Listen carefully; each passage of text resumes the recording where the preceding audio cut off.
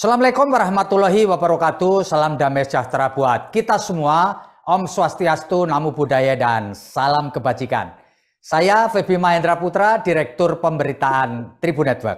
Tribuners, pada bulan Juni 2023 kita kenal sebagai bulan Bung Karno. Karena Bung Karno lahir pada bulan Juni dan kemudian pada tanggal 24 Juni 2023 tepatnya hari Sabtu, PDI Perjuangan menggelar puncak acara bulan Bung Karno di Istora atau di Gelora Bung Karno, Jakarta.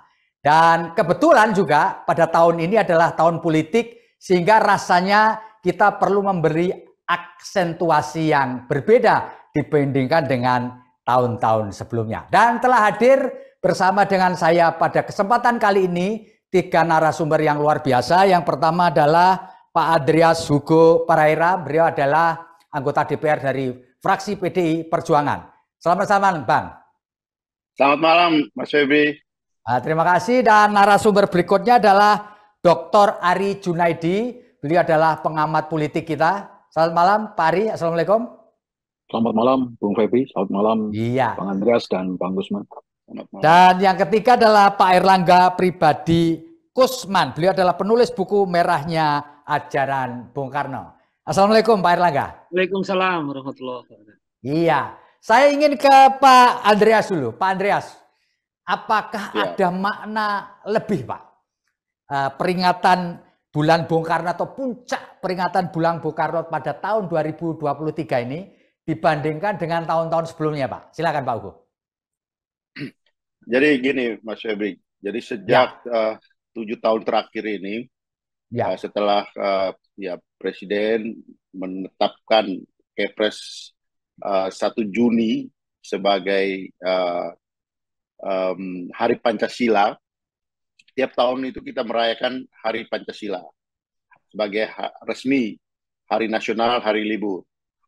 Nah, saya tambahkan satu, dan pentingnya bulan Bung Karno di bulan Juni itu karena mulai dari tanggal 1 Juni, hari lahir Pancasila, di mana Bung Karno mempidatokan pidato 1 Juni itu, yang kemudian menjadi cikal bakar lahirnya Pancasila, dasar negara Republik Indonesia ini. Kemudian tanggal 6 Juni adalah hari kelahiran Bung Karno, dan tanggal 21 Juni itu hari wafatnya Bung Karno. Sehingga memang di PDI Perjuangan sudah menjadi tradisi. Dulu kan itu tradisi itu lebih bersifat internal di PDI Perjuangan. Kita merayakan bulan Juni itu sebagai bulan Bung Karno. Nah, ya dalam perjalanan waktu, bulan Bung Karno ini mendapat respon dari publik yang semakin hari semakin besar, dan orang melihat bahwa ya memang bulan Juni itu adalah bulan spesial untuk dirayakan sebagai bulan Bung Karno karena 3 momentum penting tadi gitu. Ya. Nah, tahun lalu kebetulan saya menjadi ketua panitianya, dan kami membuat rangkaian kegiatan-kegiatan dari tanggal 1 itu sampai dengan akhir bulan. Itu sebagai suatu rangkaian kegiatan-kegiatan yang dilaksanakan di tingkat nasional maupun di daerah-daerah. Ya. Melibatkan diinisiasi oleh struktur partai atau diinisiasi oleh masyarakat, didukung oleh partai, dan itu menjadi suatu kegiatan yang sifatnya kegiatan massal.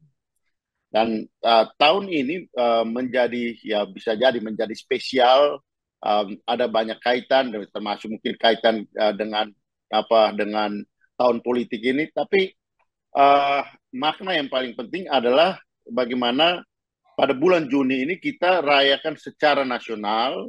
Kita peringati momentum-momentum penting yang berkaitan dengan Bung Karno tadi sebagai bulan Bung Karno. Jadi tahun ini memang terasa spesial dan memang dirayakan secara besar-besaran. Nanti kita lihat besok kurang lebih 100.000 massa akan hadir di Senayan. Mereka adalah para kader PDI Perjuangan, simpatisan, termasuk juga relawan-relawan yang selama ini bersama dengan PDI Perjuangan. Juga masyarakat pada umumnya akan hadir, bisa melihat, menonton melalui media massa, melalui TVRI, melalui TV, termasuk Kompas TV, juga melalui TV One, juga melalui berbagai macam channel yang disediakan oleh panitia. Jadi memang tahun ini terasa khusus karena kita merayakan ini secara kolosal gitu. Dengan penari, kurang lebih 3.000 penari akan melakukan atraksi-atraksi tarian.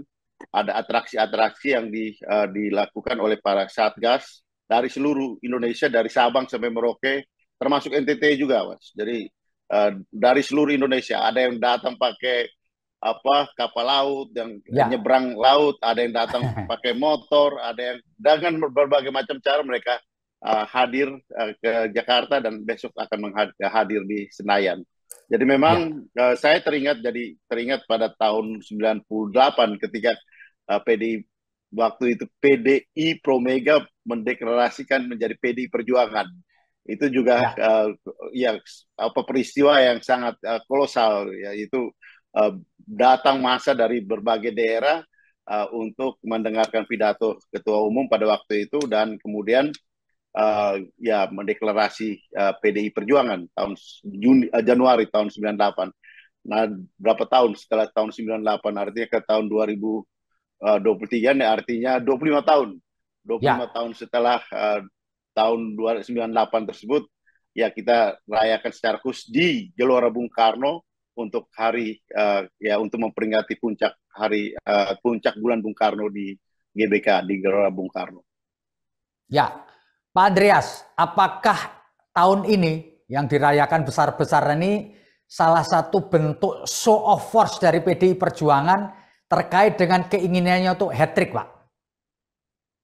Ya, bisa ditafsirkan seperti itu, tapi ya poin pertama itu adalah kita merayakan bulan Bung Karno ini dengan makna 3 peristiwa penting tadi, bahwa ada hal-hal yang berkaitan dengan politik, ya berkaitan dengan tahun politik, berkaitan dengan show of force, ya bisa saja ditafsirkan seperti itu, tapi yang terutama adalah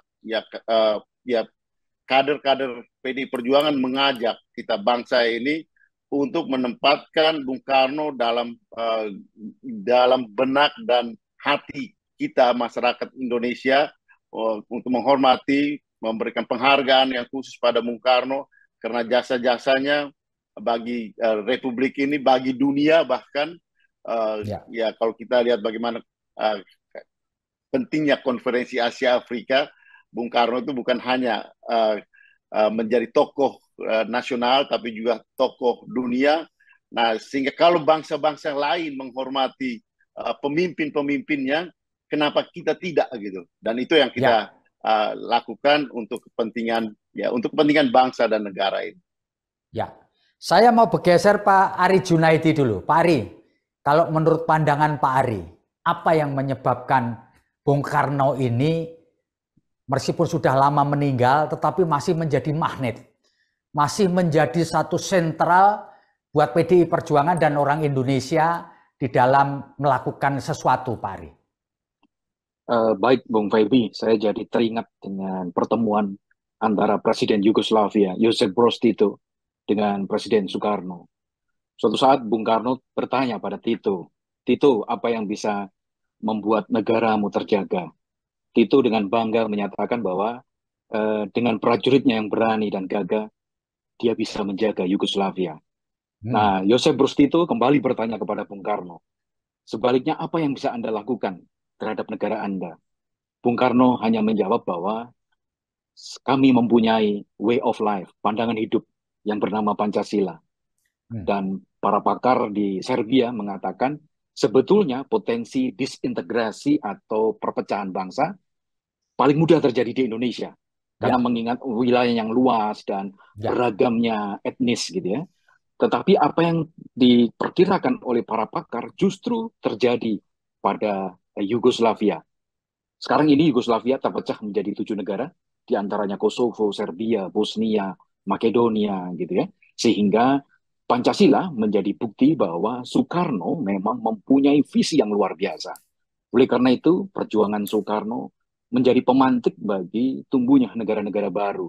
usai konferensi Asia Afrika. Oleh karena itu, kebesaran Soekarno memang tidak terbantahkan dan memang tepat acara peringatan Hari Bung Karno yang akan digelar besar-besaran besok di Gelora Bung Karno menjadi momentum untuk mengingatkan semua kalangan gitu ya, termasuk generasi muda bahwa Soekarno tetap relevan sepanjang masa. Itu Bung Feby. Ya, Pak Ari, ini tambahan satu lagi nih Pak Ari. Pak Ari, apakah menurut Pak Ari sosok Bung Karno dengan segala ajarannya ini mampu mendatangkan elektoral buat PDI Perjuangan yang selama ini menjadikan Bung Karno sebagai simbol perjuangan, Pak? Sangat besar dan sangat mungkin. Dan memang terbukti begitu ya, bahwa simbol-simbol Soekarno memang dibutuhkan oleh elan bangsa ini.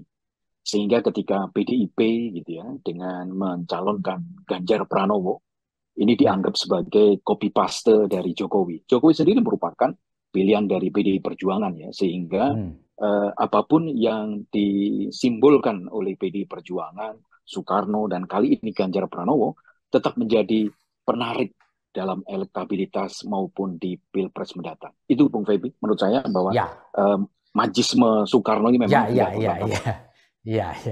Oke, saya mau ke Pak Erlangga pribadi Kosman ini, Pak. Ya.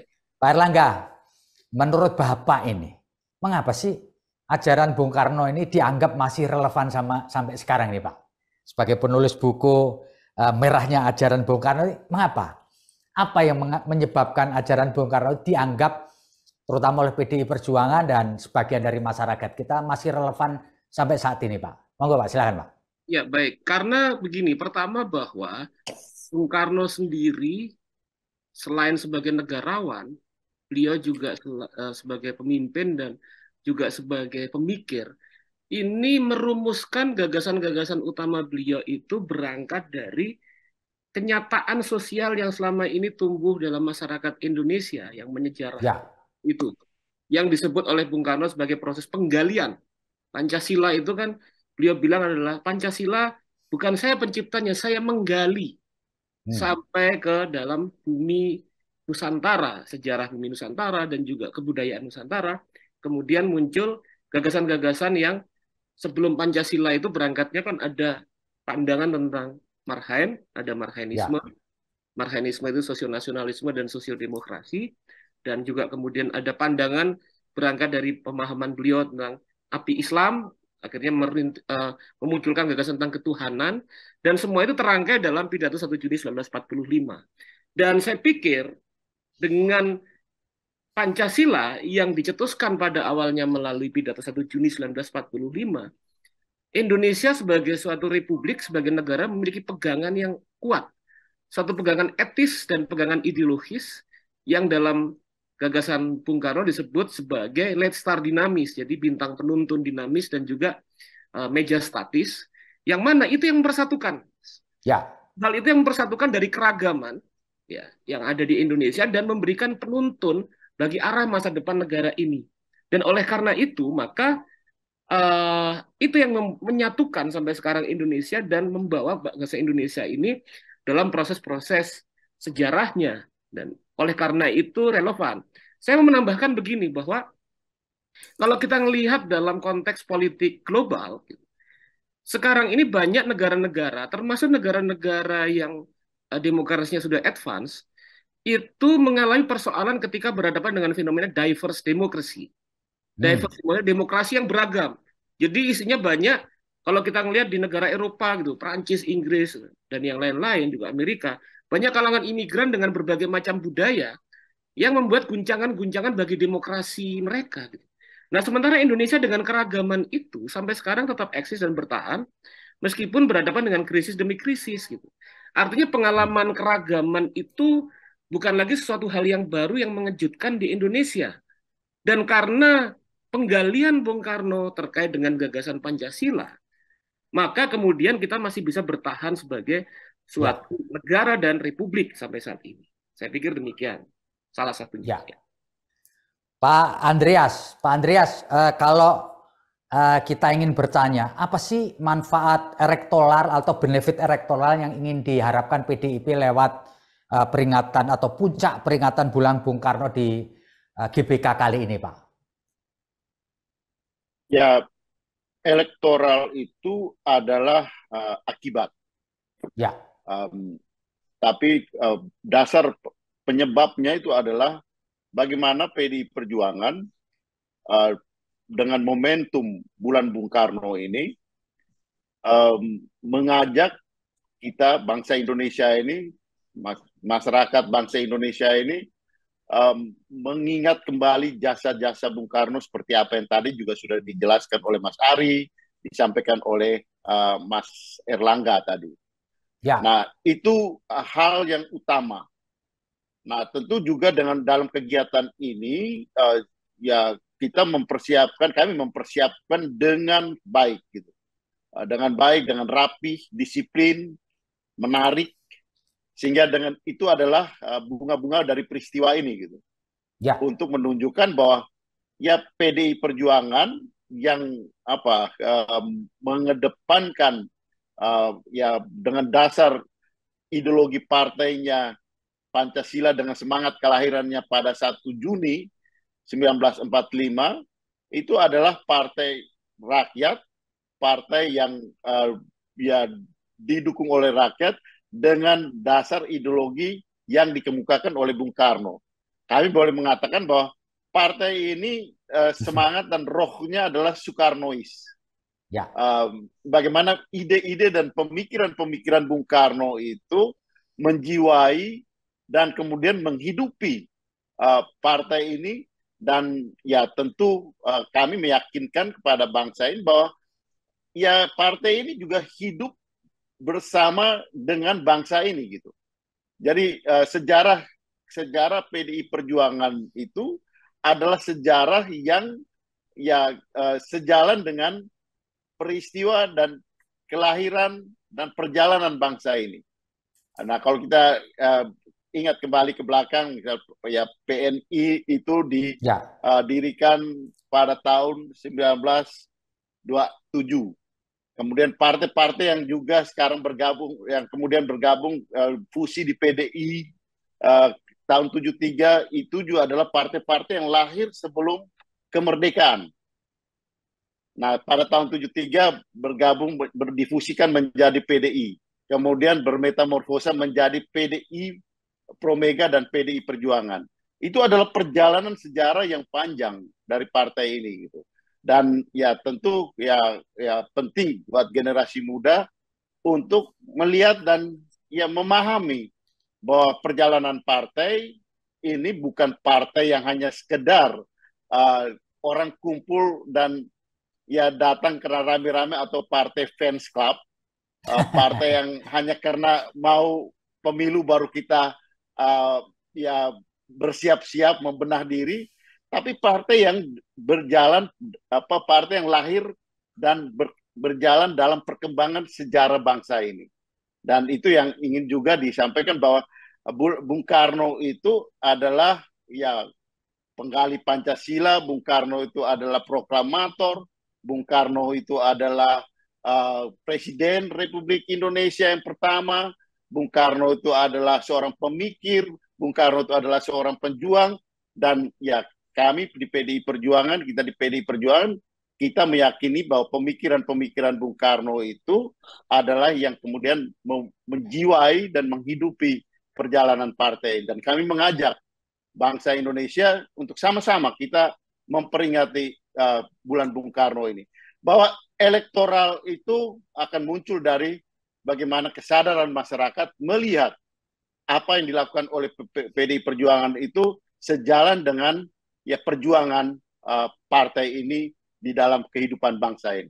Jadi kalau mau kita ya mengatakan bahwa apakah ini untuk elektoral, kami berharap bahwa ini adalah akibat daripada apa yang dilakukan oleh PDI Perjuangan dengan sepenuh hati, dengan setulus-tulusnya untuk kepentingan kita masyarakat bangsa ini. Pak Andreas, kira-kira yang nanti akan disampaikan Ketua Umum Bu Megawati Soekarno Putri kepada dalam acara puncak bulan Bung Karno ini apa, Bang? Kalau itu element of surprise. Kalau itu nanti itu disiplin partai mengajarkan kami untuk nanti ketika Ibu bicara baru Ibu pidato baru nanti kita mendengar dan setelah itu kita memberikan komentar terhadap apa yang disampaikan oleh Ibu Ketua Umum. Jadi nanti tunggu Tapi besok. ada kejutan ya Pak? Nanti, Pak Andreas, bakal ada kejutan nggak? Selalu, setiap kali momen besar di PDI Perjuangan pasti ada kejutan. Ada kejutan, tentu kejutan yang baik, tentu kejutan yang positif untuk untuk kita semua, untuk bangsa dan untuk masyarakat bangsa ini. Ya. Pak Ari, kalau boleh Pak Ari berpendapat nih Pak, puncak peringatan bulan Bung Karno pada tahun ini, kira-kira ngefek nggak Pak nanti buat cita-cita PDI untuk hat-trick dan menang di Pilpres Pak? Sangat besar dampaknya menurut saya, karena politik itu terkait dengan simbolisasi. Nah, kalau kita lihat bagaimana Korea Utara ditakuti oleh negara-negara luar gitu ya, karena kemampuan rudal jarak jauhnya. Atau bagaimana kita bisa melihat Tiongkok dengan bermanuver di Laut Cina Selatan. Nah, kali ini kalau saya melihat puncak peringatan Hari Bung Karno besok, ini menjadikan efek deterrence gitu ya, efek getar bagi partai-partai lain.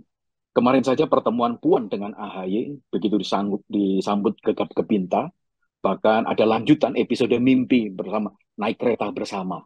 Nah, oleh karena itu saya melihat gitu ya bahwa acara besok ini menunjukkan bagaimana organisasi yang rapih dari PDI Perjuangan. Kalau saya lihat kemarin ada persiapan pelatihan Satgas Cakrabuana di Cibubur, kemudian dengan arranger gitu ya, tari-tarian dari daerah. Nah, pengerahan 100.000 dari seluruh wilayah tanah air gitu ya, mulai dari pengurus anak ranting hingga pengurus pusat, ini bukan hal-hal yang main-main gitu ya. Memenuhi gelora Bung Karno dengan 100.000 bukan hal yang mudah, apalagi dengan memerahkan Jakarta.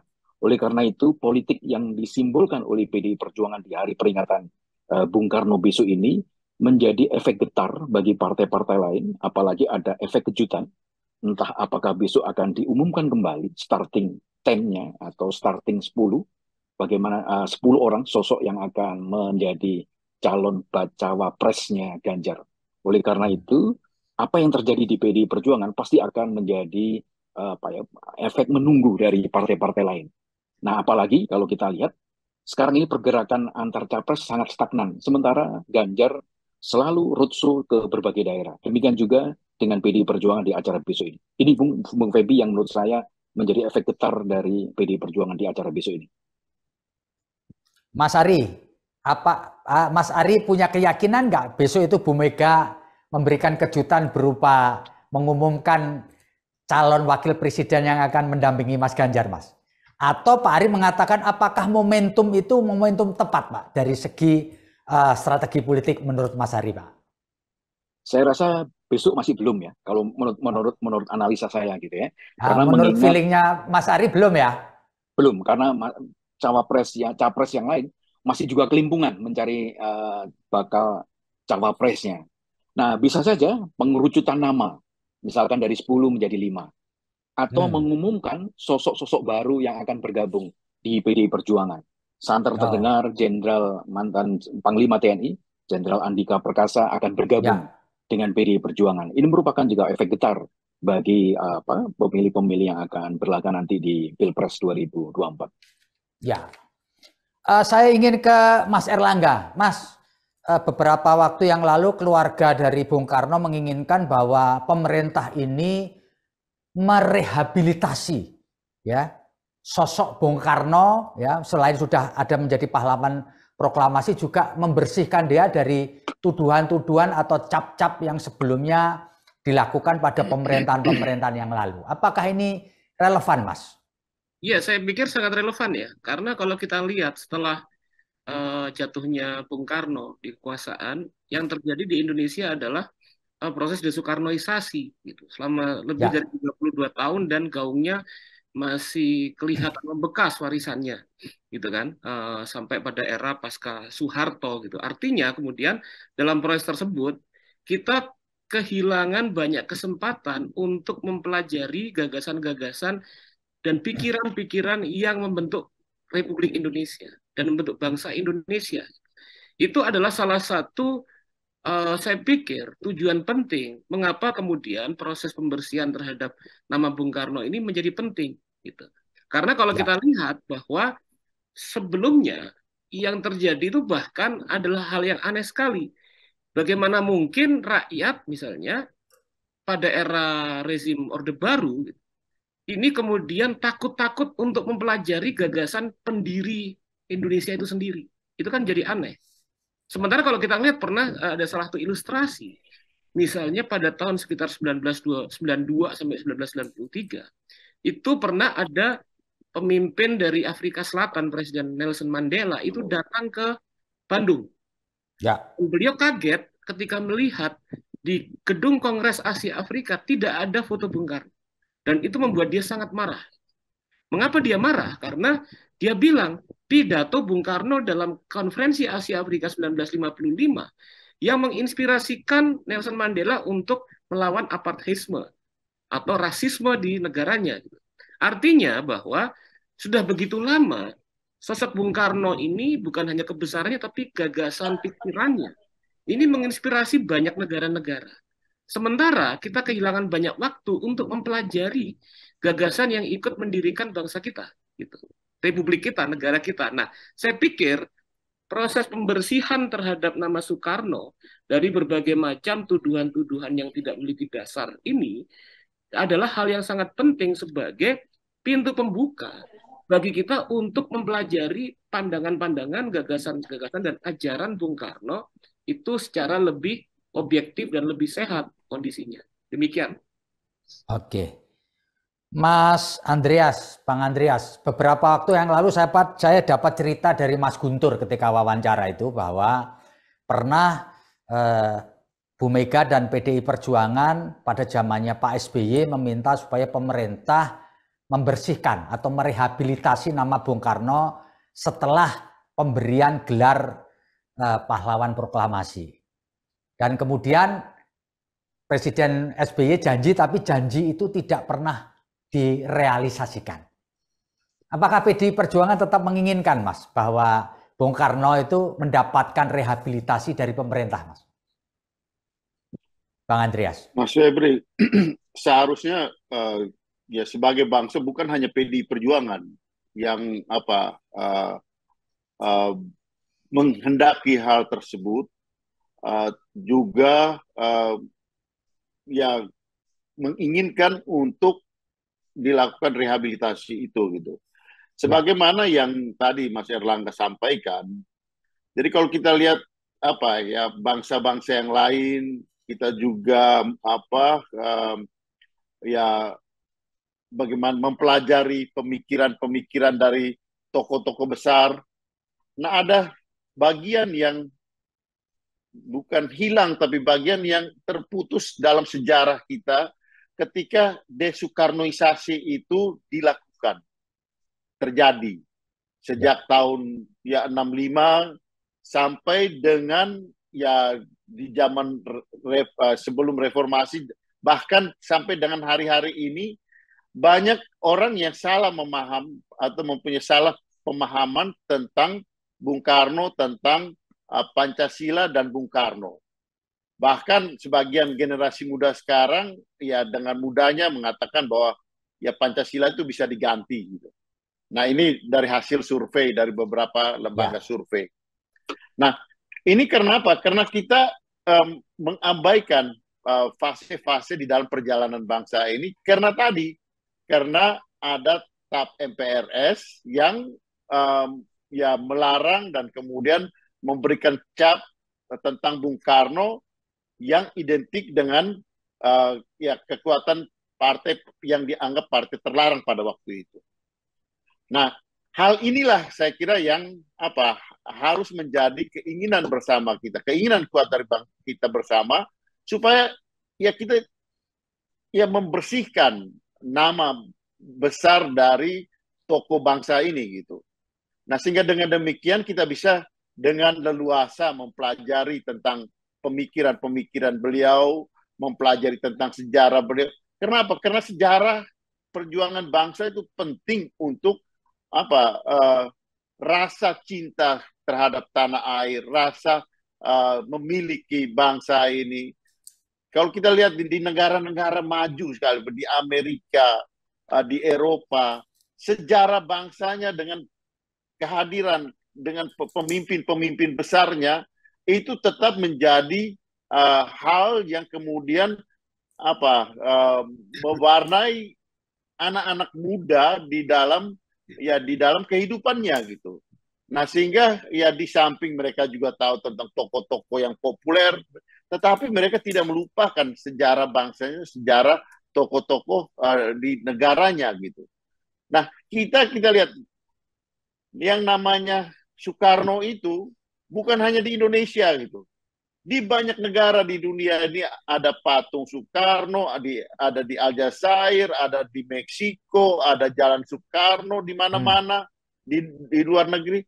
Tapi di kita sendiri kalau kita mengabaikan fase-fase penting di dalam perjalanan hidup Bung Karno dan kemudian dimanipulasi dengan berbagai macam cara ketika itu.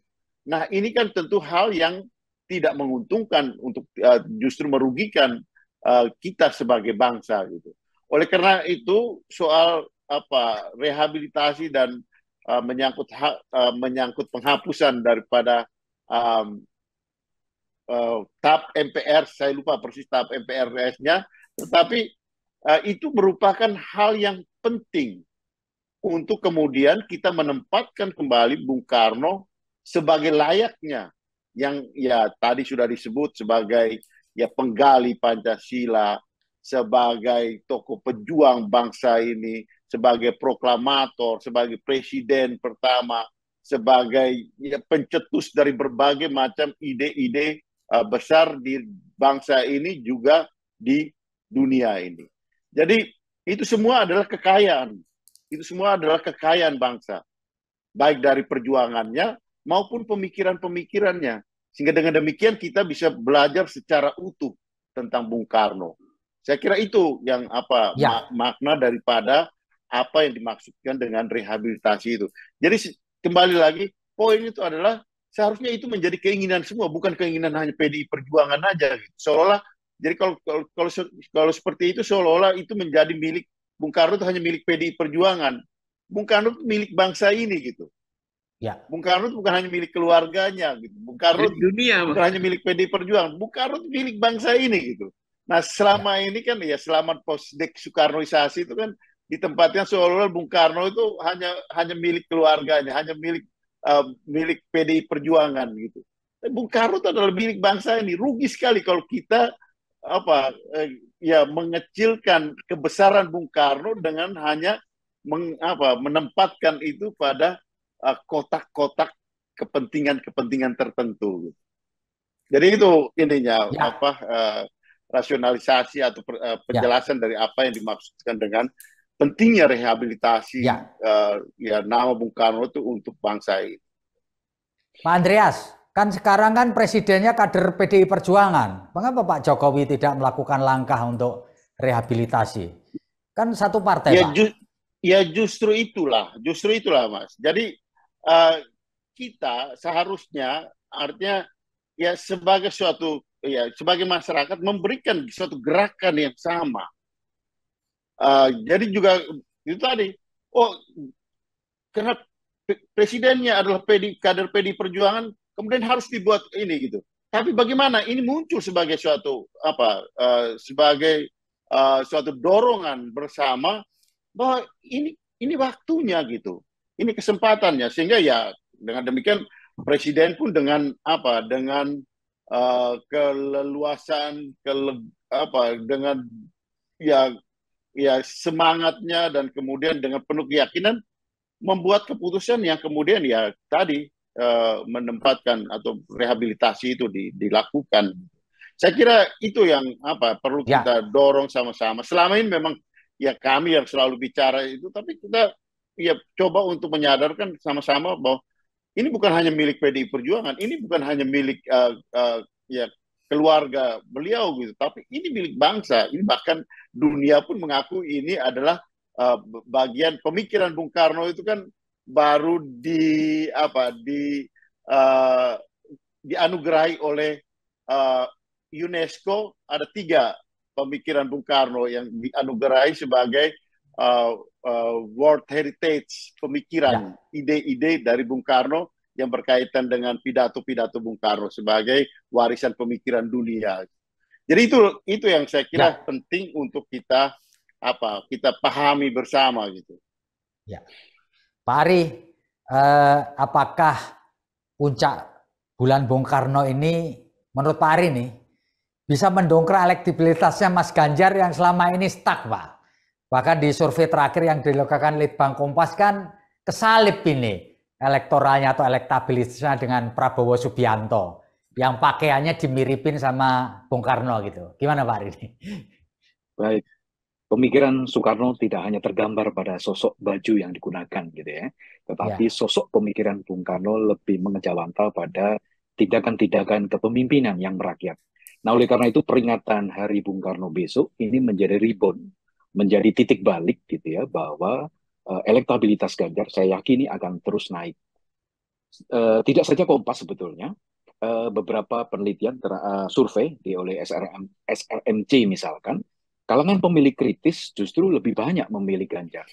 Oleh karena itu peringatan Hari Bung Karno besok ini menjadi momentum bagi PDI Perjuangan untuk menunjukkan bahwa tingkat manajemen pengorganisasian massa gitu ya yang tergambar besok itu bisa melaraskan atau linear dengan bagaimana upaya-upaya PDI Perjuangan yang sekarang ini masih begitu banyak diminati. Saya yakin tidak hanya Perindo, P3, PSI gitu ya, atau Hanura, akan banyak partai-partai lain yang akan menyatakan berkoalisi dengan PDI Perjuangan. Kalau kita lihat capres-capres yang lain begitu kebingungan mencari sosok cawapres, maka PDI Perjuangan dengan stok kepemimpinan yang ada, saya rasa menjadi menarik, bahkan menjadi kuda hitam di Pilpres mendatang. Dan saya yakin acara besok ini menjadi momentum bagi kebangkitan elektoral Ganjar Pranowo.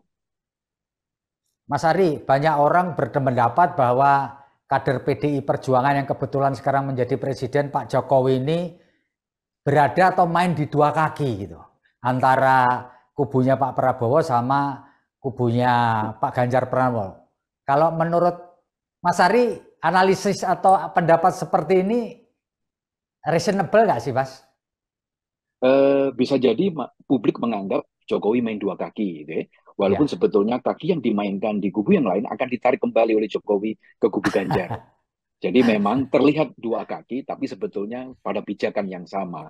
Oleh karena itu apa yang dilakukan Jokowi sebetulnya hanya ingin menunjukkan keberlangsungan kepemimpinan Jokowi harus dilanjutkan oleh pemimpin-pemimpin berikutnya.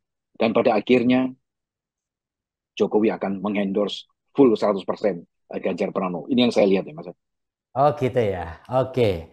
Ini ke Mas Erlangga ini. Mas, menurut Mas Erlangga, menurut pemahaman dan pendapat Mas Erlangga, apakah ajaran Bung Karno itu sekarang ini dikenal sama generasi milenial Mas, generasi Z gitu kan, generasi kita ke depan kan. Nah kalau generasi milenial, generasi Z nggak kenal lagi Bung Karno kan selesai kita nanti ke masa depan. Menurut Pak Erlangga, apakah generasi Z dan generasi milenial itu mengenal ajaran-ajaran Bung Karno, Mas?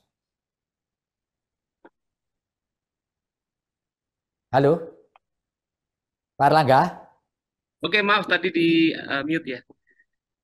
Oke, sudah kedengeran, Mas? Sudah, lanjut, Pak. Oke, baik. Saya melihat gini, pertama, ini terjadi kan perubahan besar dalam konteks teknologi kita. Ya. Ada perubahan menuju era digital dan kita sedang mencari-cari bagaimana pendekatan, gitu, approach terhadap kalangan milenial untuk mengenalkan kembali tidak saja gagasan Soekarno, tapi juga kemudian Pancasila. Nah, salah satu yang saya mau berikan tekanan, saya hint di sini itu seperti yang diutarakan oleh Pak Andreas, gitu, bahwa persoalan utama dalam konteks pengajaran Pancasila itu sangat terhubung dan membutuhkan rehabilitasi terhadap nama Bung Karno. Karena di sini pengajaran tentang Pancasila kita selama ini ada missing link. Kenapa demikian? Karena jelas yang menggali awal adalah Bung Karno. Kalau saya tambahkan misalnya menurut pandangan Bung Hatta, Muhammad Hatta pada tahun 1977 dalam salah satu surat yang dia jadikan sebagai wasiat pada Mas Guntur, beliau mengutarakan bahwa penggali awal Pancasila adalah Bung Karno. Filosofi dasar negara Republik Indonesia Pancasila itu berasal dari Bung Karno. Dan pada waktu itu kami setelah BPUPK terus PPKI segala macam, itu kemudian hanya menyempurnakan redaksionalnya saja dan memberikan pemahaman tentang komposisi argumen-argumennya, karena Bung Karno pada waktu itu bicara dalam pidato tanpa teks gitu. Wajar untuk dalam rewrite menuliskan kembali itu disusun. Nah, di sini pikiran-pikiran dan gagasan Soekarno menjadi sangat penting. Tanpa proses rehabilitasi, maka kemudian selalu ada hal yang kosong yang tidak pernah dijelaskan ketika bicara tentang Pancasila. Nah, itu saya pikir adalah kunci dari persoalan mengapa masih menjadi masalah generasi milenial sekarang ketika bicara Pancasila. Tadi diutarakan misalnya dalam beberapa survei, itu masih banyak yang ingin mengubah dasar negara dan lain sebagainya.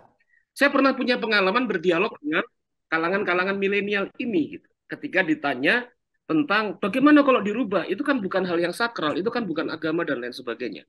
Gitu. Saya buka perdebatan di publik. Silahkan saja kemudian, coba Anda pikirkan, rubah sila mana? Dan apakah kemudian yang mau mengubah, Anda ada yang mau mengubah, bisa memberikan sila yang baru? Diam semua. Nggak ada yang bisa menjawab gitu. Nah, di sini saya melihat bahwa memang apa yang digali oleh Bung Karno itu benar-benar menjadi kekuatan-kekuatan sila-sila yang menyatukan bangsa ini dan memberikan orientasi ideologis dan orientasi etis tentang bagaimana dasar negara ini dibangun. Gitu. Artinya saya mau bilang bahwa mendiskusikan dan mempelajari kembali pandangan-pandangan dan pikiran-pikiran Soekarno dalam sebuah masyarakat yang sehat, komunikatif, yang ruang publik yang baik, itu menjadi hal yang penting. Bagaimana bisa itu dilakukan ketika tanpa ada rehabilitasi terhadap nama Bung Karno? Begitu kira-kira. Ya, baik. Kita sudah di penghujung obrolan kita atau talkshow pada malam ini. Sebagai pamungkas, saya ingin bertanya kepada Bang Andreas. Bang, apa yang menjadi keyakinan dari PDI Perjuangan yang besok akan menggelar acara Puncak Bung Karno untuk bisa hat-trick, Bang?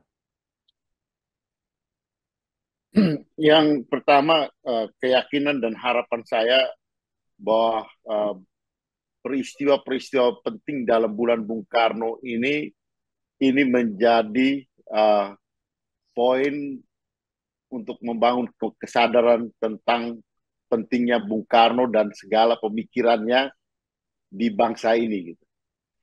Yang berikut ya tentu ya sebagai partai yang mempunyai dasar ideologis yang tadi yang saya katakan, Pancasila dengan semangat kelahirannya pada tanggal 1 Juni 1945, di situ adalah pemikiran-pemikiran Bung Karno untuk mewarnai partai ini.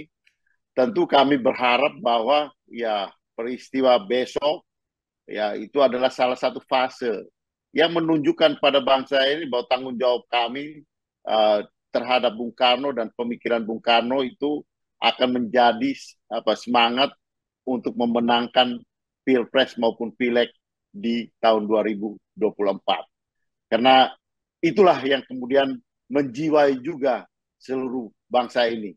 Sehingga kami mengajak seluruh masyarakat Indonesia untuk kita memberikan perhatian, memberikan penghormatan terhadap Bung Karno dengan segala apa yang sudah dipikirkan, apa yang sudah dibuat, apa yang sudah dilakukan untuk bangsa ini. Baik, terima kasih Bapak-Bapak semua atas ngobrol kita dalam kesempatan kali ini. Terima kasih Pak Erlangga, pribadi Kusman, terima kasih Pak Andreas, terima kasih Pak Ari Junaidi. Moga-moga obrolan kita membawa manfaat. Saya Feby Mahendra Putra, pamit undur diri. Assalamualaikum warahmatullahi wabarakatuh. Shalom, Om Santi Santi Om, Namo Buddhaya, salam kebajikan dan jangan lupa tetap bahagia.